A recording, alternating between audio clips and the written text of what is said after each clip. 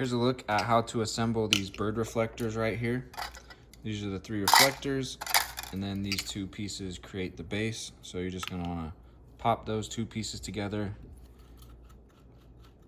I think that's all it is, yeah. So really easy to just plug that in. You can see it has that bearing inside of there that gives it some nice spin. And then these channels right here, you're just gonna slide those over the top of these grooves just like this, until they are snapped into place. And you'll do that on all 3 sides. Really easy to do.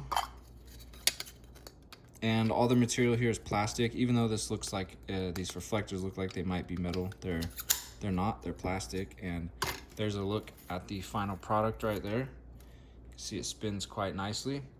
And if you want to mount it to the ground, it comes with this hardware right here, some screws, screwdriver, and you just screw those down through these holes right here on the bottom, down onto whatever surface you want to attach it to. So super easy to set up and should work extremely well for you.